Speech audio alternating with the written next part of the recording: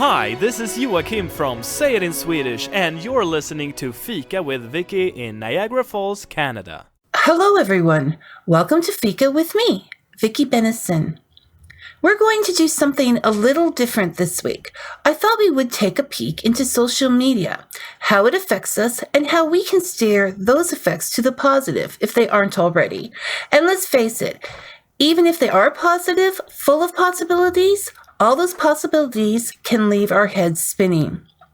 It's not news that writers, artists, musicians, and entertainers of all sorts use social media as their way to share their work with the world. But what happens when that outside world turns upside down? How do we maintain focus and consistent content when our inside world seems to have turned upside down as well?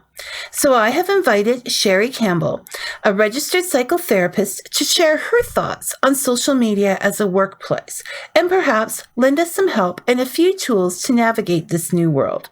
And even if it isn't your workplace, I'm sure all of us can benefit from a little social media debriefing at this point. Sherry has a master's degree in lifespan developmental psychology and led Niagara Health System as a sexual abuse, trauma, and domestic violence counselor.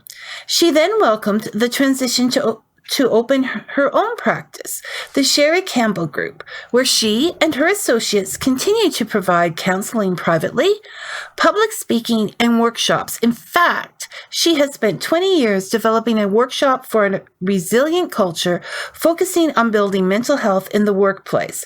And I know she is going to help us. Welcome to Fika, Sherry. Thank you so much, Vicky. Thank you for having me.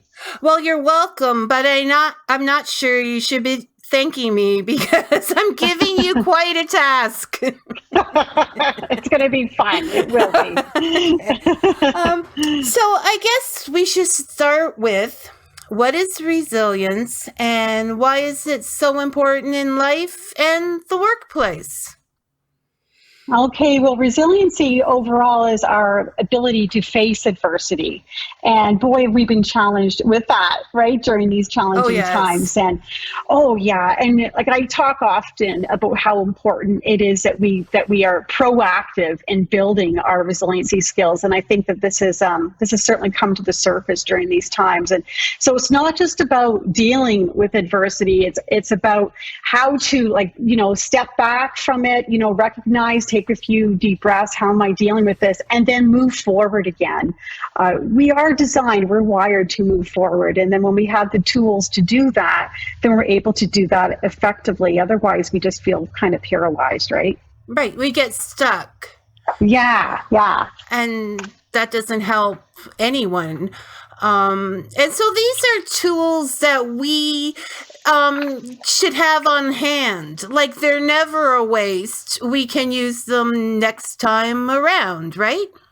Oh, definitely. If anything, that's why, building resiliency is a transferable skill. And if anything, even that our kids are going through it, that are teenagers, of course, we're mindful of the negative effects it's had, but boy, are they going to be really learning how to have a toolbox for life on how to deal with anything that rolls their way in the future, because there is always something, right? We have great times, we have good times, but adversity at some level will eventually show itself, and then we have to learn how to deal with that. Right, whether it's personal or on a world scale.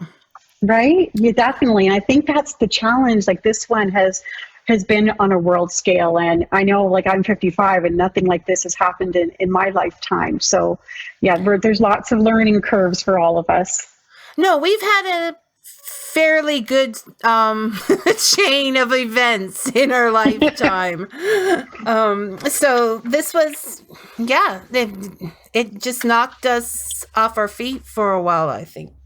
It sure did. And it was shocking at first, wasn't it, Vicky? I remember feeling very confused. Like, is this really happening? When they announced the closure of schools, I remember like that in March, right? When they were saying after March break, the kids won't be coming back. And it's like, there's something here I don't know yet. Something, yeah. And there was, yeah. It was just very surreal. Like, it was like living in a movie or something, rather than our lives. Yes, it really was. So when it comes to the workplace, which you're sort of stuck at, right? You can't just leave. Mm-hmm. It is that the same kind of well, let's say this virus has been going on for a while, and we still don't know what's going on with it, right? Yes. So it's a continuous stress. It's not something that suddenly came and went away. It's always there. And you have to be at work. And if there's a stress there, it also is a continuous thing, right? Yeah, it definitely is. And there was kind of like in the workplace, it varied. Like, some people, immediately, started working from home. Some were laid off. Others were, especially essential workers were going to work regardless. So it triggered like a wide variety of emotions. And I think that's what we have to be aware of, is the fact that, we are going to have, emotional reactions to what's happening when you're going through such dramatic change and with so many unknown variables. So there was a lot of adjusting, right? A lot of loss, a lot of adjusting. Yes. And yeah. Well, I had 4 shows scheduled that just went down the tubes because we couldn't use the station. So I was like, oh, well, where do I go? And then there's like everybody, the learning curve of how to stay connected to those jobs, right? Zoom. So you've got all that going on, and some of us are more techie than others. I'm part of the others. And so there was that stress. And then, even if we're not going out there, if we have family members that are going out there every day, as Dave was driving, you worry about them. You worry about what they're bringing home. Well, this is it, right? Like, what is it? And as we were trying to find out, we still are learning more and more about the risk factors and who's at most risk. And it was really frightening, especially in the beginning. And then, so you're dealing with all these things at the same time, adjusting in your workplace, as you say. We've all become a little bit more techie savvy as a result, and then also worrying about health, our own health, like you say, parents, grandparents. That put a lot of stress. And then of course the unknown and psychology world is proven to us, and we all know from our own experiences, that when there's a lot of unknown along with a lot of change, that in itself will trigger a natural sense of anxiety, right? So, so it's trying to be mindful that yes, we are anxious, and let's acknowledge that, and we have valid reasons to be. And then along the lines of resiliency is then, okay, now what am I going to do about it, right? What am I going to do to handle these times, as opposed to, like you say, that feeling of being helpless? That's where we don't want to become victims and render ourselves helpless. It's like, how can we navigate? How can we navigate through this and keep functioning? So in retrospect, because I didn't do this show before it all started happening, but in retrospect, everybody, it wasn't personal, lost some things along the way, whether it was a trip we had been planning, or festivals and events for musicians, visits with the family. Should we have taken some time to grieve for that then and just get that over with? Or is that something we can do while we're living, as it goes along? Yeah. Well, and at any point in time, it's healthy. And I think that we're all realizing, that it is a grieving process. That's a great word, Vicky, because it is, although, most of us, thank goodness, haven't, lost family members to me, to the COVID, there are other losses, and we don't realize that. We want to name it. Say, yeah, this is a lot of change. And even though at the beginning, maybe we didn't realize that was happening, at any point in our journey, if we catch on, then we can start to say, okay, I'm going to mourn this. I'm going to validate it. I'm going to acknowledge it. And then I'm going to talk about knowing that, how can I move forward? Because at first people were feeling things and they didn't know how to label it even. Like, like some of my clients that have anxiety already were able to I know what's happening for me. My anxiety is increasing, which of course was normal to the situation, but other people weren't understanding. I'm having sleep difficulties. I'm having heart palpitations. I just don't feel myself. And we're like, that is called normal. That is a normal reaction to, a world event, a pandemic. Yes. And and also I spoke to a lot of people in a lot of different ways. That idea that they couldn't move, they had to stay there, brought back physical reactions to past experiences, whether, when they were mentally in a state where they just couldn't move forward, or whether it was memories of a time when they were, physically forced to stay in a place. They didn't always understand why it was happening, but they were feeling those feelings. Yeah. And that was happening for so many people. And again, we don't automatically make that connection at first, but whenever we have like a set of feelings or emotions, like feeling, frightened or anxious or what's going to be happening or trapped, it opens the door in our mind to any other time in our life that we may have felt even something like that. Right. And so that's where, noticing our thoughts is really, really important to say, okay, and then to reflect. Right. The importance of self-reflection leads to self-awareness. Like, this is what I'm feeling. This is maybe why I'm feeling it. So at least it takes that initial layer away. And then you top that off, like, where many people are dealing, like you say, with past traumas and events and all the other concerns we've talked about. And then we're at home with so many of the usual distractions and structure and de-stressors, and we're left with our mind, with our thoughts. And so, the amount of time to overthink on top of all this was compounded and made things a lot more challenging. That's right. Too much thinking time is not a good thing. It really isn't, not often. So that would have been a good time to start journaling, because then you can put it there and leave it there till you come back again, sort of close that book, right? Oh, definitely. Yeah, like the journaling, your self-care is really important. Like the journaling helps with the self-reflection. Like, this is what I'm experiencing, why I may be experiencing this, talking to other people.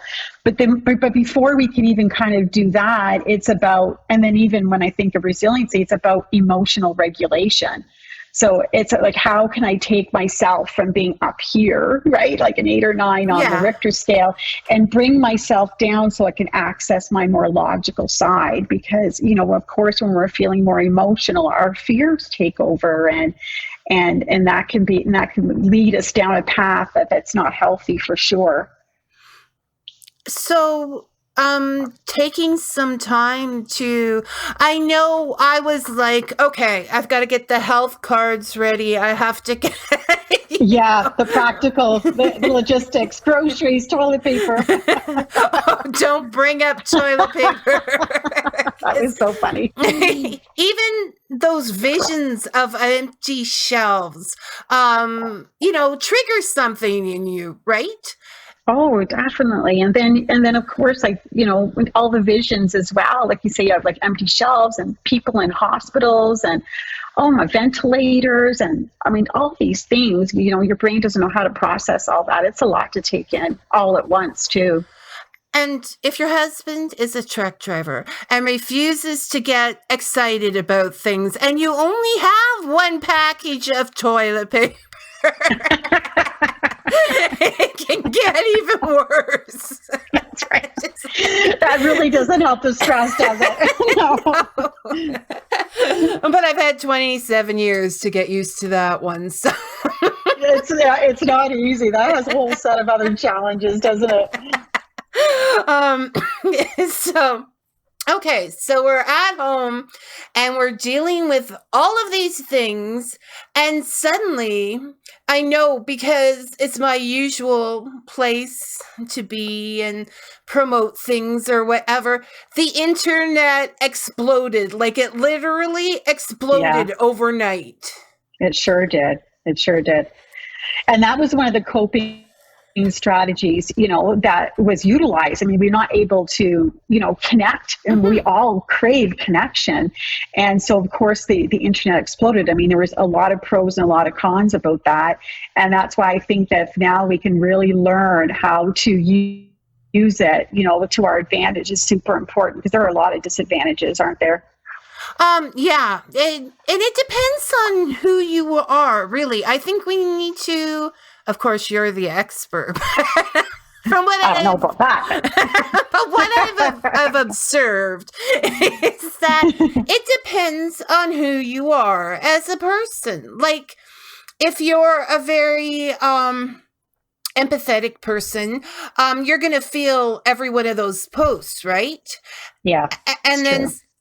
Okay, for example, with me, I had this emoji meltdown because I had been using hearts to, express my joy of something, or I really love that, or if somebody had a bad day, I will send you a heart. But then I was like, oh my goodness, there could be some really bad things happening. And do I need to pull the heart back? And they came up with the caring one, and I felt relieved. But then people around me, they know who they are, started using that for everything. And I was like, no. So... obviously, if you're an overthinker, it's not good. Well, this is it. And it's the anticipatory kind of anxiety that kicks in something like that, right? Like, what is appropriate? What's inappropriate? And I want to be, kind and sensitive. And again, people's, are reacting to each other. And there was a lot of support, on the internet and on social media. And we all needed that. And I think it was, there were definitely more pros than cons, but it's just now at this point in time, as we know, until things improve, we're going to have to live with some uncertainty. We're going to have to find a way to recognize that, we are going to be, still struggling with COVID-19 cases, and how can we use social media now to avoid it pulling our morale down instead of up. Right. So we go back to the beginning. And as we said, the explosion had some negative consequences to how we were feeling and possibly contributing to the fear.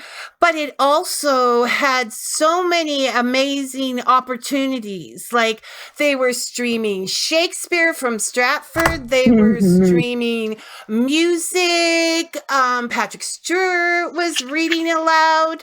I went to a pagan festival in Scotland, okay?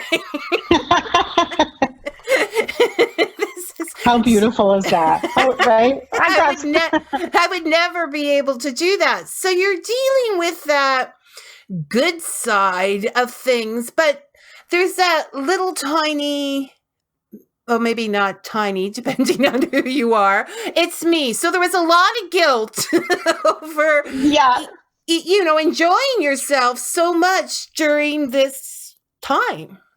Well, this is it. And I think guilt is a big, barrier for a lot of us sometimes. And it's recognizing that, okay, yes, we, have advantages right now that we're not in a hospital, and we're so grateful for that. But also at the same time, seizing the moment and saying, making the best of our own mental health is the best for ourselves and for others in our community. We need that energy. Like, if all of us just kind of fold, how are we going to move forward, right? And what a beautiful experience to be able to, see people coming together around the world, through music and podcasts and being there for each other. And I talk to a lot of people that will say that, we always, are always trying to say, okay, there are always takeaways in any adversity. And one of them has been consistently expressed. So we're not going to be as busy as we used to be if we so choose to, right? And some may go back to the way it was, but a lot of us are really rethinking and saying, there was something really nice about pressing pause and reflecting and saying, how can I make, my life, which also means the life of my family and my community and even my place of employment, a happier one. Right, because how many times do we say, just let the merry-go-round stop so I can get off for a minute? Mm-hmm. And it stopped abruptly, but, once we got our footing again, there was a lot of opportunities to change things. This is it, and we can embrace us as a positive, like to say, like you say, we feel guilty that we have this opportunity, but it's a gift for everybody, and like I say, not just for ourselves, but for everybody else as well, to rethink how are we living our lives and why are we living our lives like this, and is it really necessary? And your parents saying, we're not running around to all these activities with our kids, and even though we want our kids to be in some activities, it's going to be 1 instead of 4. Right? And time for ourselves in a quieter, more peaceful life. And again, those are great takeaways to take from us. And any historical event, since time began, there's always been these things of self-reflection where we can try to focus on the positive outcomes as well as the negative. Right, definitely. And I mean, I spend most of my time at home anyways, working through the computer, but even I don't know. I haven't been out and I'm still not missing it. I want to go to the water, but it's very, very crowded right now. So, and that's smart. Right. And all of us have our own comfortability level. And that's some of the anxiety that I'm seeing. That's a new kind of anxiety, right? I think that as COVID cases, started to decrease, thank goodness, we thought the anxiety would start to decrease, but it's actually, for most people, kind of going up in terms of anticipatory, like, what do we do now? And should we be going to patio restaurants? And should we be going to the beach? And should we be wearing a mask? And there's all these things of how are we going to move forward, which really speaks to when, COVID first hit, if we could try to access things that were good for our well-being, such as, the music and podcasts, as opposed to all the negative news, that helps us have grit. That'll help us be strong and move forward for when we need to be, because we do need to be, right, moving forward in these times. And there will be a lot of unknowns still coming ahead for us too. No, and even when, we're still, many of us, in this standing position. Like, there's the door and we know there's going to be a time to go through it, but we're just still standing there. And that boosts anxiety, right? Because you can't prepare for that. You can't for our at the radio station, we can't book in-house guests until we know. We can't. There's all of that kind of thing on the back of our mind. Yeah, there is. And that's where, when we think of social media, that's one of the thing I think it's really important that we continue, that idea of being compassionate and supportive of each other, because there will be different opinions. And for some of these opinions, it's not even necessarily right or wrong at this point in time, because even the scientists and the experts aren't 100% clear yet in some of these things. So we don't want to be, working against each other or having these debates that are upsetting on social media. Want to avoid those things for sure. Oh, yeah, definitely. And we need to, I think, monitor how we're feeling before we get on there. That is so true, isn't it? It's like, there was an expression I saw. It's like, think before you post. Well, as opposed to, and having am I self-reflection? Am I mad about something? Am I hot and heavy? Because that's not what you want to post. Yeah. Yes. I was talking to DJ about it the other day, a couple weeks ago, and I said, "What is your advice on this?" And he said, "Stop, drop, and roll before commenting anything." Because it will give you time to reflect, right? It's so true, because we tend to react very quickly when we're not being mindful, right? And then later, it's like when you press send on an email in the past, it's like, oops, we can't take it back. And then we press, enter on social media, and it's there for everybody to see right away. And so acknowledging that we want to really take our time, think about how we really feel, and think of what the purpose is of what we're saying, and what will this really accomplish? And is this something that's going to help, support people? And is this something, because of course, some topics are going to have difference of opinions, but we want to attack the problem, not the person. Right? We want to still be empathetic and all those things. I'm writing that down. Attack the idea, not the person. Exactly, right? It's so amazing how quickly it goes to that personal level, right? Well, I have to say, being an observer of life, I get pulled into the comments section, not actively, but reading more than I should.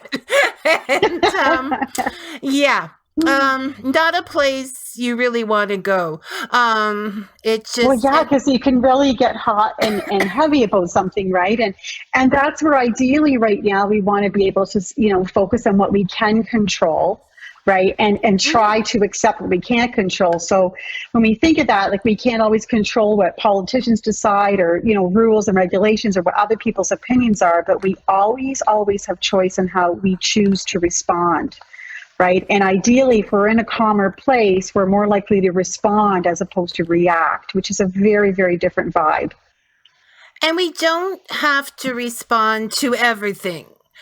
No. We can just scroll on by. That's right. On a scale of 1 to 10, I think I'll let that one go. It's so true. It's so true. Because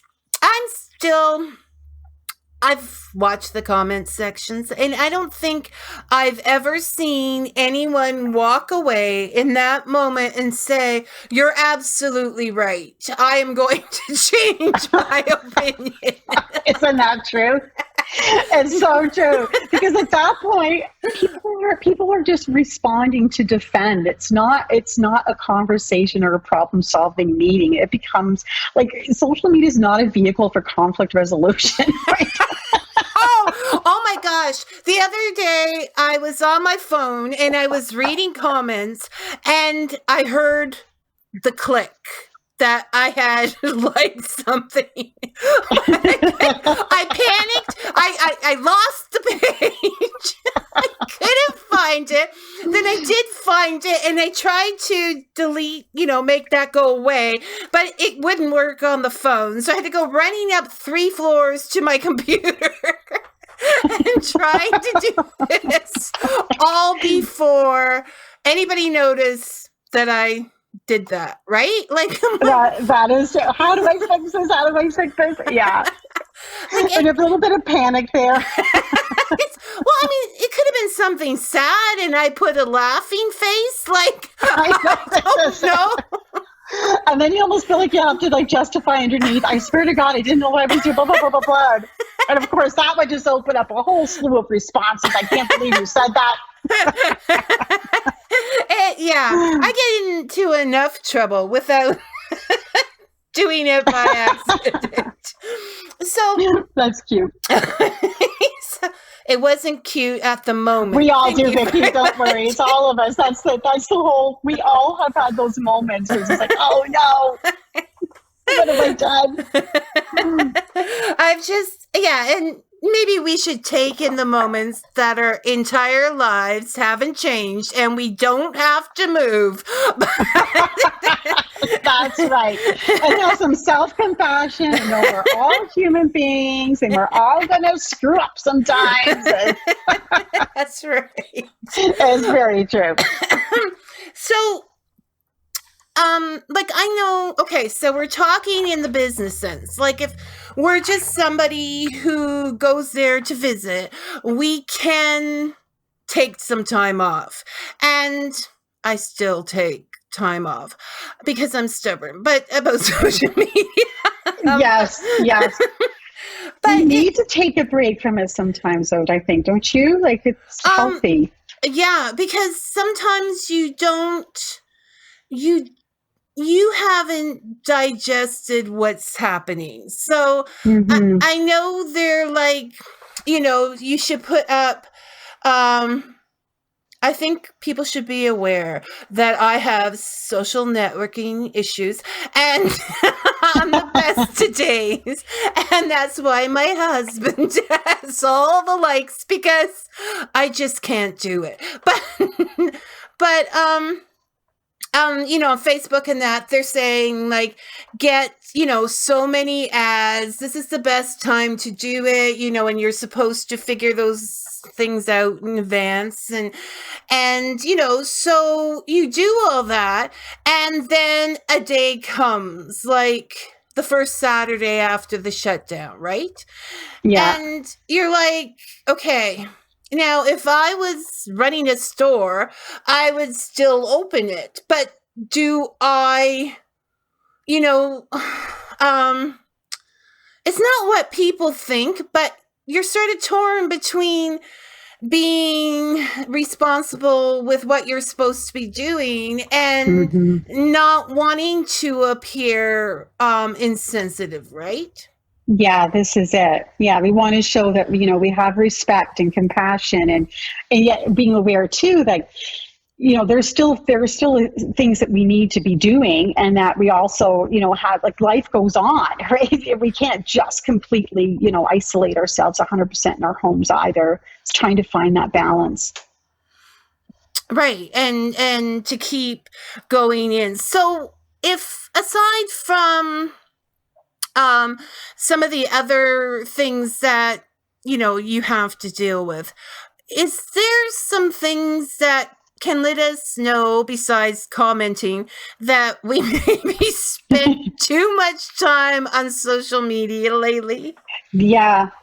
And that's where, and I've noticed a growing trend that people are taking breaks from social media. And again, it's kind of like asking yourself, what is my relationship with social media? And is this helpful? And I think it's really important to be really aware of how much time, you're spending on it. And, like a lot of us run businesses, myself included, where, I too, I'm on social media. I, try to provide supportive posts as well. And you want to check in. You also want to check in on how my friends are. But recognizing that too much isn't, more isn't better. So even if people plan ahead, saying I'm going to, between 11 and 12 or this time, and avoid night times, especially, we're always more vulnerable to taking in negativity when we're tired and things like that. And then recognizing too that, you want to, stay away from posts that you can tell. Some posts you can tell right away, it's not, I'm not trying to blame anybody. We're all doing the best we can, but you think this post is not good for me.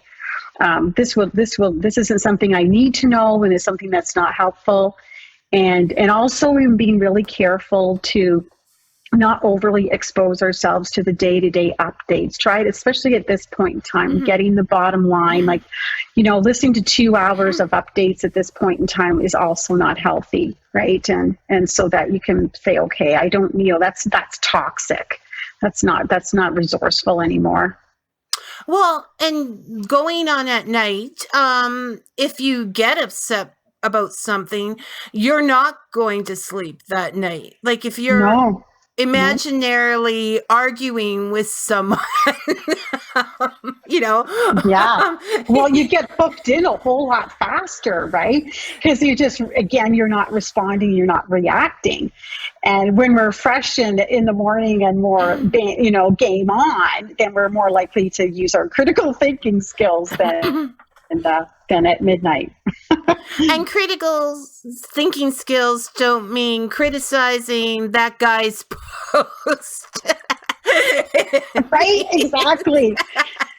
Exactly. Like knowing when we have to just let go, right? And just saying to ourselves, we have to agree on disagree on this. And then if it's about an issue that, like, say it could be about anything. I remember even like prior to COVID, and there was all the posts about, the teachers and the potentials, all the strike things. Yeah. Like, people were just so, into different opinions. And it's just like finding your appropriate venue to advocate for your beliefs. And there are other ones, whether it be politically or formed groups or letter writing, but not on Facebook or Instagram, right?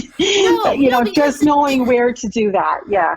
And I do not okay, I have a small friends list. And most of the people on there are, I would say, like everybody, are really not, angry. And they're all posting stuff. So is it really necessary for me to post too? Because I'm preaching to the choir, right?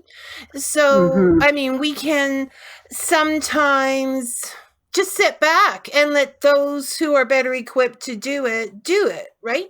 Yeah, exactly. Yeah, it's like, again, ask yourself, who am I doing this for and why am I doing it? Right? Like, what is really the purpose of this? And, like we've all done this every now and then, we'll find a post. I'm like, oh, this one is so great. I just love it. And I'm going to share it because you just know it's got a unique spin or something like that. Right. And because it's all about, a relationship building. And especially when we were isolated in our homes, we're craving some kind of, connection and wanting to feel understood. And that was really helpful for a lot of people, right? But people felt, oh, it was normalizing. You feel that way too? Thanks. And giving each other tips and sharing different, links and things like that. So again, we just want to make sure what we're doing and why. And it can come out that as an angry post about something unrelated to themselves. And if you watch that long enough, you can be understanding of the fear that they're going through, right? Yeah. Instead of just reacting to the post, they're just taking a moment here and I can just let them do it. I don't need to react to that.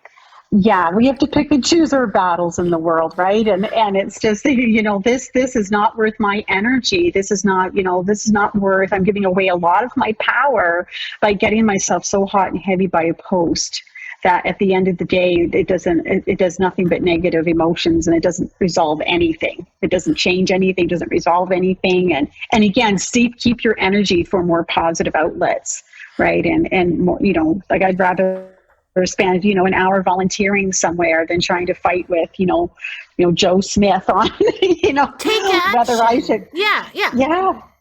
Take action. Do something that will make a difference. That's right. Because I mean, I don't see that this is making a lot of difference in like, you mean the information going out there, but the back and forth, I don't know. No. And we talk about algorithms, but I have found that if I click on the happy little baby videos that make me laugh, then Facebook sends me more happy little baby videos and more puppy videos. See, this is it, right? Because it generates exactly what you're putting out there, just like in many other bigger picture ways. And it was so nice. Like, I remember at first when we started, sharing these really beautiful baby pictures or animal pictures or some positive things that happen around the world. It was a breath of fresh air. It gave us perspective. Like, this over perseverating doesn't change anything for COVID. It doesn't make us better at it. So it's knowing that there are still, we get a little bit obsessive about it, and that's where it can take on an energy that's not healthy. There are other things that are going on in our lives, in our world, and people had babies during COVID, and people were still moving, and life was different, but it went on. It, it did.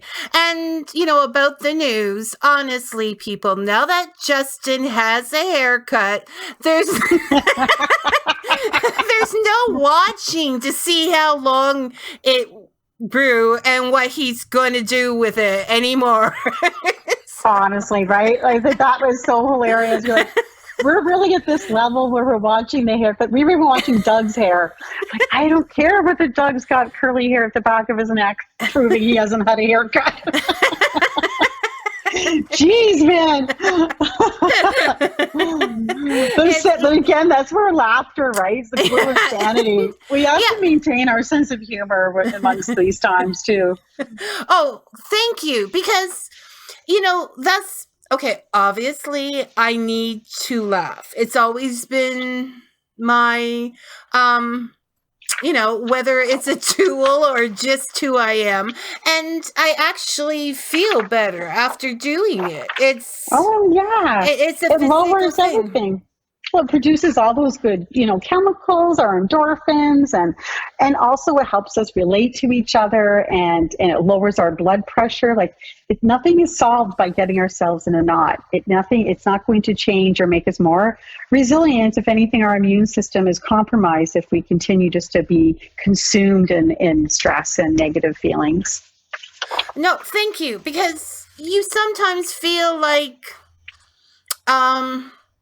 not that I pay attention to what I should do, but you sometimes feel like, that isn't, we've now gone into this phase of being solemn and serious, and, Vicky, just don't do that. But she has to.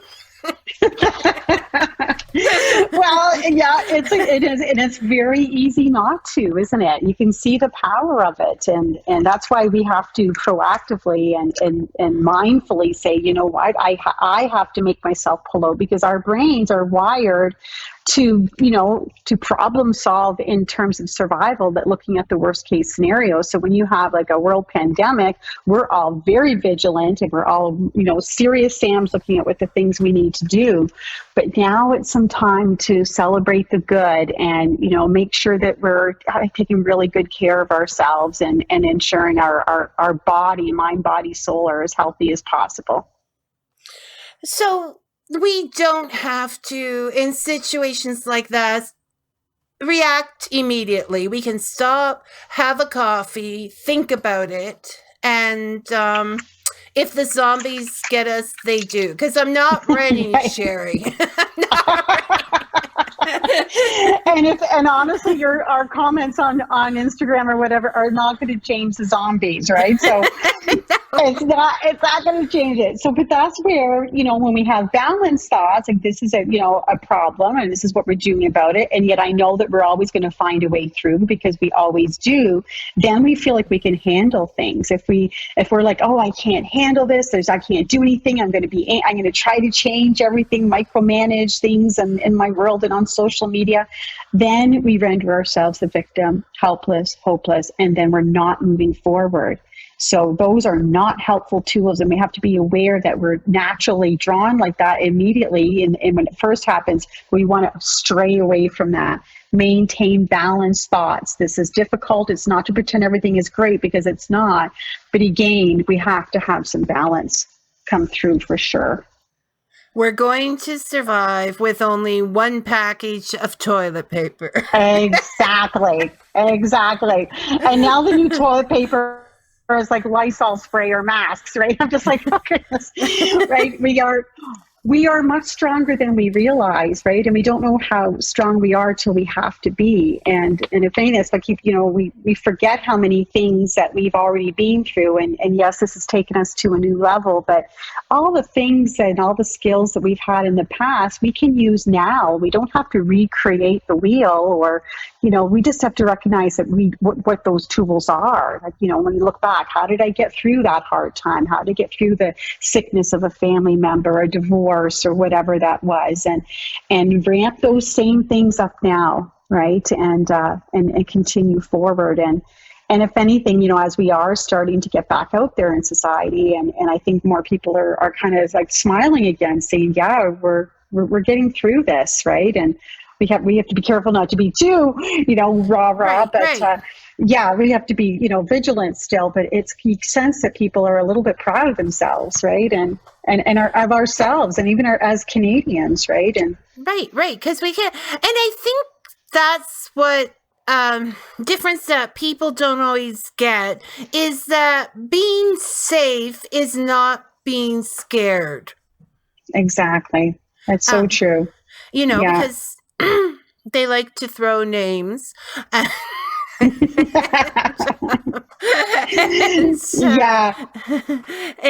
anything, it has the opposite effect, right? Like when we're rendered, if we're totally fearful and hiding under a rock, well, and that's part of what's happening now, where we're all kind of coming out and we're all like, is it okay? Can we come out? Is it safe? Right? And yes, it's safe. We're out of the woods. Yes. Following the yellow brick road. Exactly. So I'm on social media, minding my own business, and I get a negative response. And there's trolls, and there's just people who have issues with you, whatever. Is there anything, is it the healthiest thing for us to do is just to delete it and move on? 100%. Delete it and move on. Yeah. And it's and again, being really aware that we can't help our initial emotional reaction, but then later, like as you put it, like everybody has their own things and a lot of times their own issues, and you can reflect that and say, okay, does that person have a valid point? Like, is it something that's constructive or kind or interesting? But if it isn't any of those things, delete it. Just absolutely delete it. Yeah, especially if you're an artist or a musician or a writer, and you've put yourself out there, right? This is your baby. Constructive criticism can help, like, this or whatever, but that sucks is not going to help anyone. That's terrible. No, and it's mean-spirited, right? And so, and if somebody's in that mode, hopefully they'll self-reflect themselves on why they're feeling that way. But it's not helpful. And if people aren't as conscious of what they're experiencing, then there's a higher tendency to be more negative and reactive to us as well, right? And it's like, whoa, that's you can you don't have to be mean about it. No, but perhaps we're using the social media as the new puppy.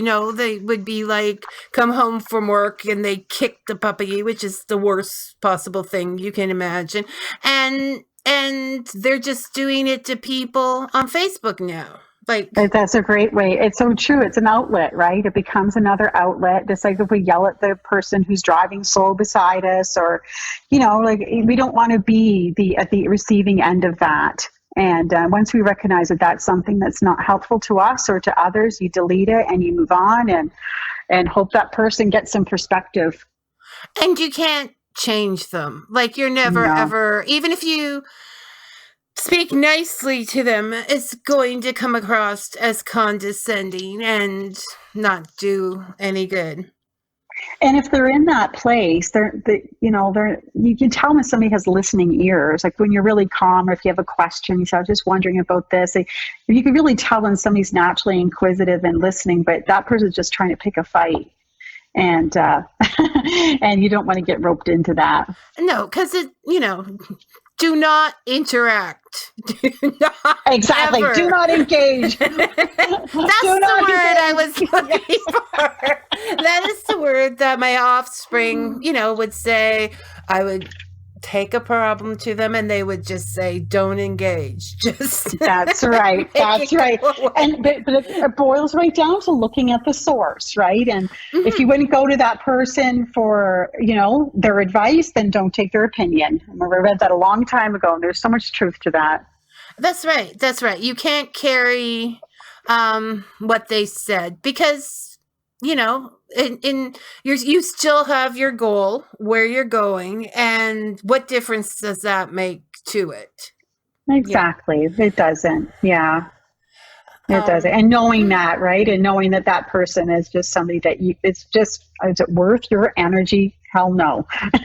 Yeah. No. You don't have to defend yourself to anyone. But, no.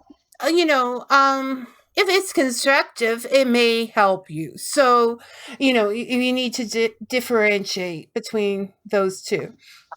Well, yeah, and then also even looking then at how that is exercised. Thank you for your point. If you want to private message me, or if you want to meet for coffee and talk, that's fine. But not to, you see people go in with these, like, honestly, it's like pages and pages of back and forth responses on timeline. Right. Yeah, and that's again really like, what's the purpose of that? Like, is that just attention seeking? Is that like, and that's something you don't want to engage in as well. Venting on Facebook, I don't think is completely professional. Like, no, it sure isn't. It just, those people are doing whatever they're doing over there, and there's nothing anyone can do about it. And because you're still holding on to that, right? Yeah, this is it. So looking at is this the appropriate, medium for this? Is this something I really want to engage in? And majority of the time you don't. You just want to delete and move forward. If you put out something, especially like you said, you make a post, you put a lot of heart, a lot of passion into something that's really important to you. We're not going to let anybody else disparage that or take that away. And you know what? I'm not sure if it's good for you or not, but I don't want to see anymore. I had the worst day of my life. I want to know why it was the worst day. Right? Yeah. Because I'm not putting a crying face out there. I've used like maybe 4 crying faces in my life because, and then they leave it hanging, ... It's like, why? No, either give me the whole story right from the beginning. Exactly. Or just don't. So that's just a personal thing. Right? Well, no, I could totally understand that. I relate. But that's where, again, like, with things like that, like, we're always talking, like, people in my field about face to face. And we couldn't do it, sometimes it may have to be a Skype session with a friend. But if we're having some intense emotions, call a friend. It's at the Facebook or Instagram, all the Twitter. That's not the place for that. It just isn't. No, and it's there because if you love someone, you're kind of holding to their PR too, right? Like, you don't want to smudge them and then they're going to look for a job or they want to date or whatever. That is on record. And maybe not everybody has the memory I have, but it's there. You think about it. So I saw on Facebook, right? So yeah. It's there. So, okay. It's knowing really the way we react on Facebook has a lot to do with how we're feeling inside. I mean, that's the summary, right? And, and so we need to remember we're not at home. We are at home in our pajamas, having coffee, but we have to picture ourselves in an office, right? Or family reunion or wherever. That's right. Yeah. We're going to be on our best behavior. So, like, I mean, for me, imagery is a fantastic tool. So, because I can picture myself in that space and think, no, I wouldn't do that. Yeah, that's so helpful, right? That's a good way to measure it by. And because otherwise, we just get a little bit too bold. We say things on social media that most of us would never say face to face, right? And having those ways of checking in with yourself, is this professional? Is this going to be something that's consistent with how I want to be perceived, right? Is this my MO? as opposed to just kind of like vomiting. You know, with your words. To be trendy, is this my brand, right? I mean, because we all, even if we're not selling something, we kind of develop a personal brand over time. What's important to us, and what isn't. And you know what? If you have a sarcastic remark, you can always go find someone else in the house and tell them. That's right. And then you can and laugh. Sometimes they find it funny.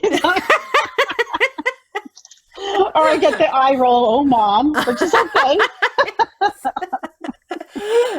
Yes, because now we're the old folks that don't understand, right? Exactly.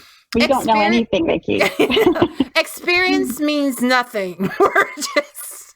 Apparently not. Again, that's why we were born with a sense of humor. Right? Because we need to spend those last 40 years or whatever just laughing it away. That's right. That's right. Ha ha. Yeah, with the occasional glass of wine for me. Whatever it takes, right? Okay, so that is some of the negative things that, happen on Facebook. Oh, what if, even though you're the most intelligent human being in the world, you find yourself in the middle of one of those scenarios that we talked about, going on and on and on. That's right. And we have all done it. We have, right? If we're honest with ourselves, most of us. Yeah. I allow myself one big political rant a year on Facebook that gives people to forget about Oh my gosh. But I think that's the first part, is just to be kind to ourselves. And so we're not perfect. We're all going to have a moment. We could even acknowledge, I've done that and say, you know what, yesterday obviously wasn't a good day for Sherry Campbell. So, moving forward, thanks for your patience, right? And move on, right? And so if you're in the conversation kind, which I did witness kind of a big one with like people on either sides and coming back, and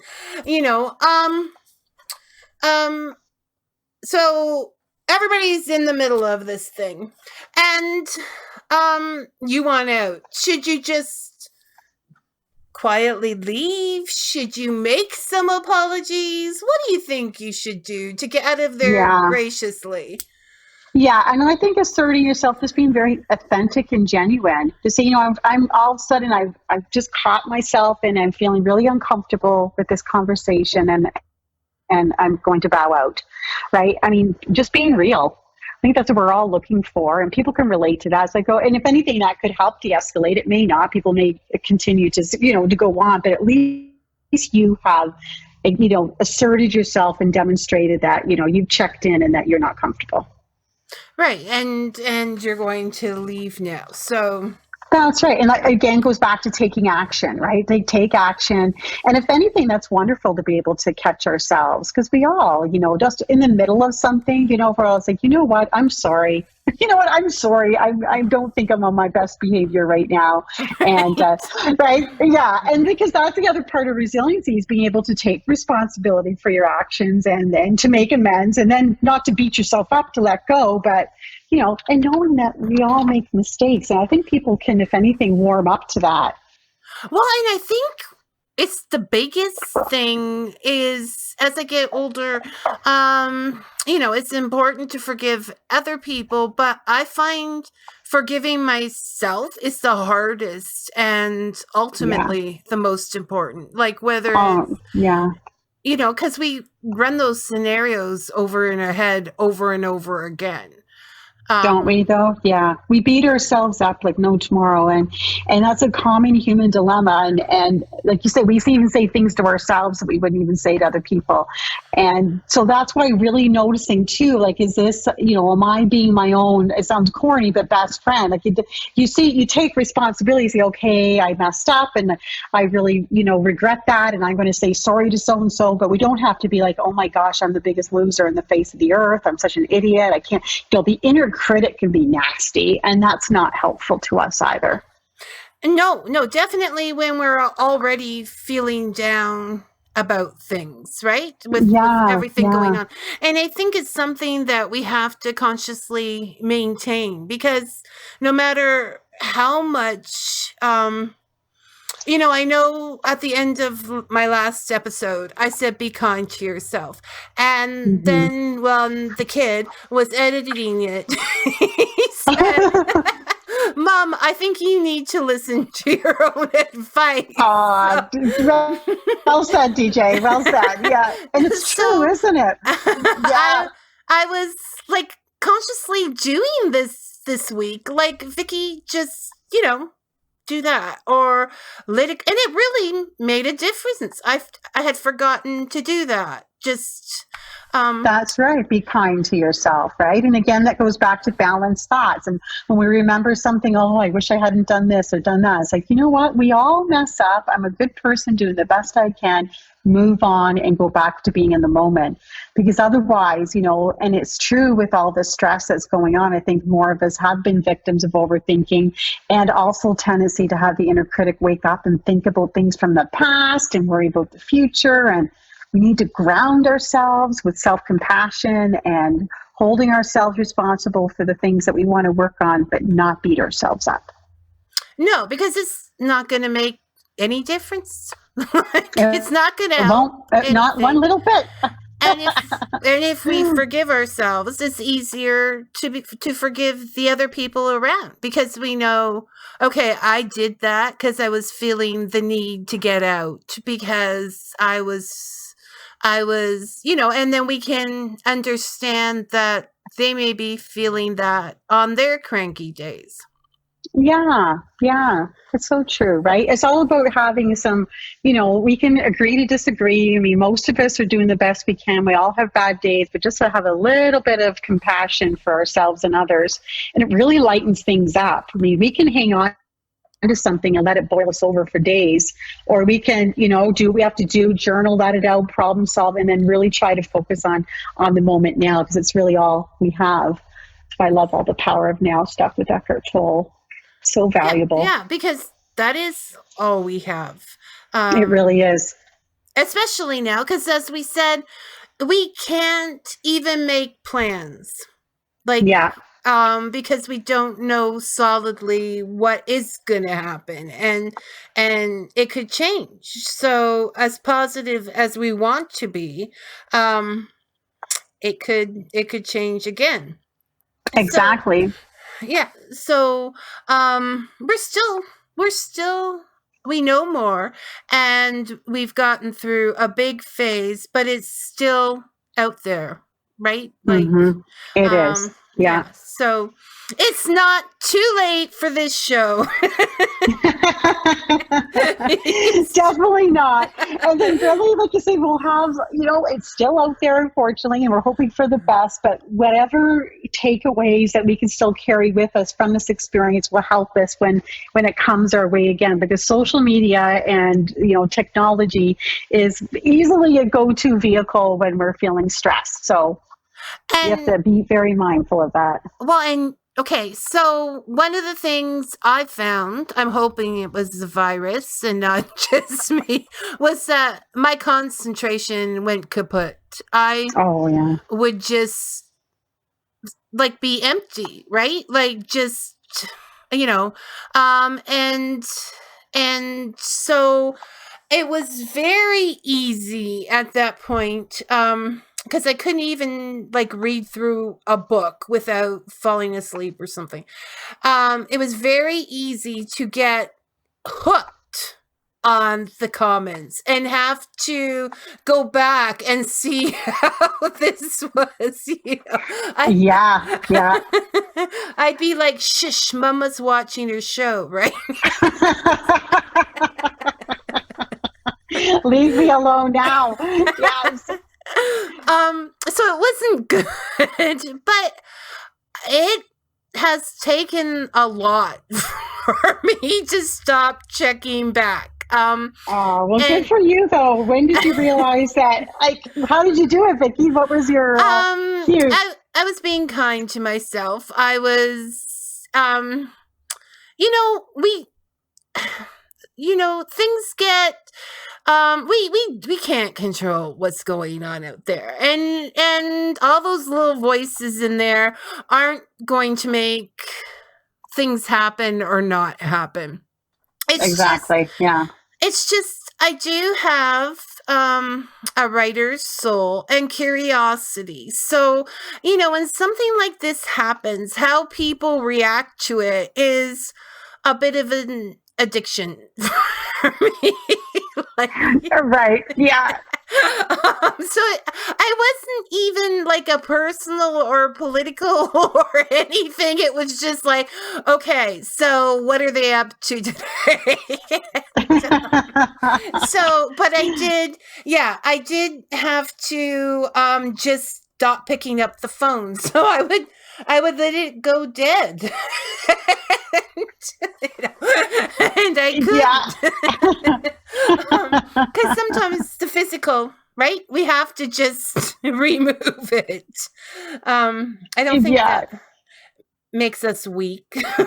No, not at all. And that's good because we can all relate. I think everything that you've just said is something, that's so honest and real, because that's what we all can do. And then as soon as we catch on to what's happening, we can say, okay, what can I do different? Right. And this isn't healthy for me. And again, you're just, we're all works in progress, and the nature of social media is to be addictive, right? I mean, right. They do it, Oh yeah, like the very design of it. So, it's just catching ourselves and having, like you say, that patience and knowing, okay, and especially like you said, during these times when we're not game on and our concentration, our focus isn't as good, our brain isn't, working as actively in terms of that balanced thinking. And we're very vulnerable to a lot of negative coping strategies, right? That was, yeah, and that could be one of them. It could be worse, Vicky. It could be a whole lot worse. I know, but I'm bad. I forgive. I understand why I do it, but it just, I could be doing other things with that time. So I'm back to reading. I promised to read War and Peace in March, and then this hit, and I haven't, just if you're out there, I haven't been able to do it yet. I know I promised. I posted it, right, so I would have to, but I tried to watch the miniseries so I would have visuals, but I just haven't been able to do it. I just look at how big it is and think, yeah. So I'm not being unusual with that, right? You've seen lots of concentration and working, definitely the work, and that's what made it also hard working from home for a lot of people, because trying to give 100% of yourself was almost impossible.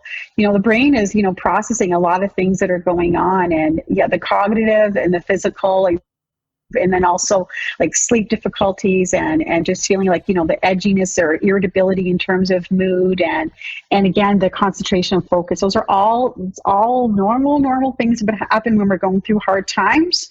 And that's why the de-stressors, the things that help us ground ourselves, are really, really important. What I see, it's so ironic, and I've been victim of this myself, is that when when things are going okay, or as okay as they can, we're taking good care of ourselves, we're doing our walks, our meditation. But as soon as times get tough, it's we don't have time for that. We have to focus on this. And that's when we actually need it more than ever. No, I hear you, because morning walks, I'll be no, I don't have time this morning. Well, why not? Right? This is it. We catch ourselves. It's oh my God. And all of a sudden, and they were awesome. Don't get me wrong, but every 1 o'clock clock was me and Doug. Like, I was like, can't miss Doug, and I can't miss 11 a.m. with Pierre. It was like, oh, come on now. Well, you don't have to cancel your walk with your best friend. Yeah. No, but that was, as soon as he cut his hair, I was done. Yeah, me too. We were all good. It was like I have to let go of following it is. So we all got into that a little bit, right? And it's just like he's always so perfect. Right? I mean, I'm not making a political stand. I'm not saying no, he's but perfect. I'm saying he's always perfectly put together, right? Yeah, he's groomed. He's always looking so dapper, and it's very true. So it was interesting watching that.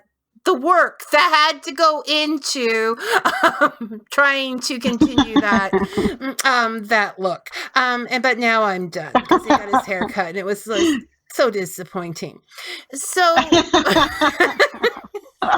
that's funny. Perhaps what we should be working on is not our personal best, but the best we can do today. That's right. Right. It doesn't have to be, we don't have to move mountains every day either, right? Because sometimes there's that pressure to, I should be making the best of this time off. I should be, no, it's not about that either. It's like filling the day with what's best for you and what you can do that's best for you in each and every day. And just being aware that, is there anything positive I could do to help myself? Yeah, we don't have to all of a sudden solve world problems either. No, but there is that, especially in certain industries and things, there is definitely that, this is the time for you to go do this. Like, people are home. So, for us, it's a great time to get interviews. It's like, and I'm like, but I can't even read the books to get the interviews. Okay. Yeah, because we're just digesting, like all those grieving stages, apply, we're in shock at first, right? It takes a while to kind of take it all in, and then we're going through all this wave of, trying to understand what's going on, and then also, like you say, try to deal with work and the logistics of living life. So I think we need to give ourselves a little bit of a hall pass and understand that we're not going to be 100%, and that's okay. That is totally okay. The kids, that pressure for us to always be. Yes. But we do have that pressure, and it's a balance, right? Because I will go on and do the Arnold Schwarzenegger and others inspirational talks on YouTube, because they do get me going to a point, but I have to morph them into doing what I want to do, because I'm not getting up at 4, Arnold, and yeah, that's right. The beauty of technology, we can watch it whenever we want. So you have to say, okay, those possibilities are there and I could do them, but what am I capable of today? And that. Okay. Well, let me see. So, we talked about grieving. What do you think, Sherry? Are we getting there? Yeah, I think we've covered a lot of great points, right? And about how to protect ourselves from some of the negativity, And so if it is your job to promote, if it is your job to be on there, it's okay to bring people happiness and laughs, right? Yes. Despite what is going on. And it's also okay for you to say, because everybody's getting a little behind, not today. Yes, that's today. Right. Not today. There's no need for pressure. And honestly, like even when we were talking earlier, that is one of the things that we're talking about is this pressure we put on ourselves. Is it self-induced, and can we reframe some of that, right? And have some levity. And if anything, like you say, when we do, even we have our businesses, when we are having our posts, and I think people need that. We need to come together, and yes, we all have livelihoods, and of course we're all still trying to do that as well. But it's all on how you deliver it, right? And if anything, some of the posts are really helping people feel engaged and providing valuable information. We're all giving really cool tips on different ways and funny ways to get through COVID-19, and to see it as a positive from that perspective. Yeah, no, and even, like, that's the thing. When I was originally, we were working on the show, and I was writing out my list of demands for you to fix. As I was writing, I realized that most of these just went away if I ceased to care what other people thought. Yep. Which is a biggie. Isn't it though? I see that. That's a big one I hear in my job all the time. Imagine what it would be like if we were really, really careful in screening how we allow people's thoughts to impact us or beliefs, right? And like we say, if somebody that we really respect and value, we want to be open to growth, but always worrying what other people will think is so detrimental, right, to our well-being. And watching that inner critic, and if anything, is more worrying.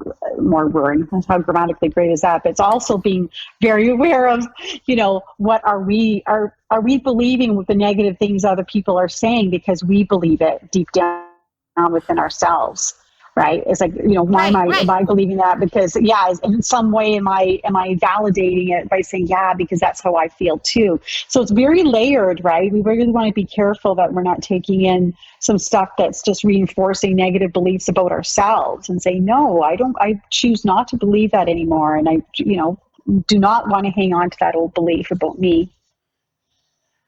Right, because we're, and once we reach a certain age, we're kind of who we're going to be, okay? So That's right. We have to love that person for the rest of the time that we have, right? It's and start looking towards how you want to end your story. I want to thank Sherry for taking time to have Fika with us today and for being so generous in sharing her work and insights. I know they're going to help. I'm feeling bouncier already. If you want to get in touch with Sherry, you can go to her website at sherrycampbellgroup.com. All small letters, all together. Or call her at 289-362-3252.